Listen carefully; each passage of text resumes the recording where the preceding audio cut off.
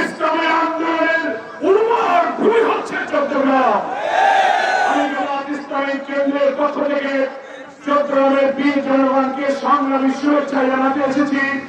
আপনারা এই সন্ধ্যায় বর্ষণ মুখর দিয়ে রাস্তার উপরে দাঁড়িয়ে অপেক্ষা করছেন। আমরা জামাত ইসলামীর পক্ষ থেকে চট্টগ্রামবাসীর জন্য কৃতজ্ঞতা জানাই।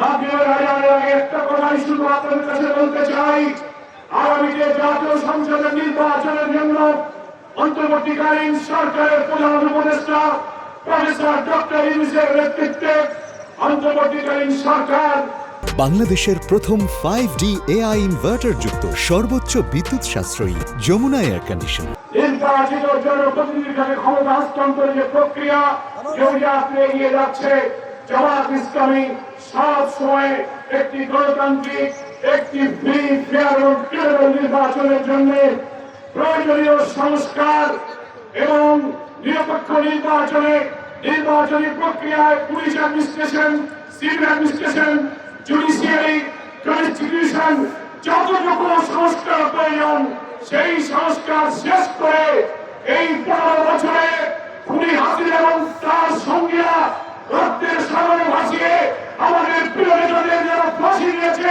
হত্যা করেছে, কারাগারে মৃত্যুর মুখে ঠেলে দিয়েছে, সাপ্ত চক্রের খুনি বিডিআর হামলা করে আধিপত্যবাদের দ্বারা সেখানে খুন করেছে, বাংলা সাইনি সহ বিভিন্ন আন্দোলনের হত্যাকাণ্ডে শত শত লোক যারা হত্যা করেছে, সেই খুনিদেরকে মানবতা বিরোধী অপরাধের ট্রাইব্যুনালে নির্বাচনের আগে বিচারের কাঠগড়ায় দাঁড় করাতে হবে।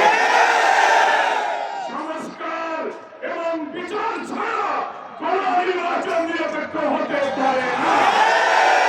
আমাদের প্রিয় অনেক একটা শফিকুর রহমান কালকেও বলেছেন, প্রধান উপদেষ্টার ঘোষিত সময়ের মধ্যে নির্বাচনে আমাদের কোনো আপত্তি নেই।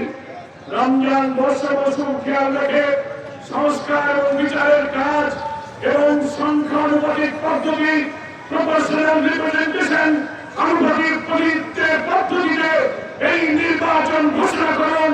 জামাত ইসলামী সেই নির্বাচনে অংশগ্রহণ করবে।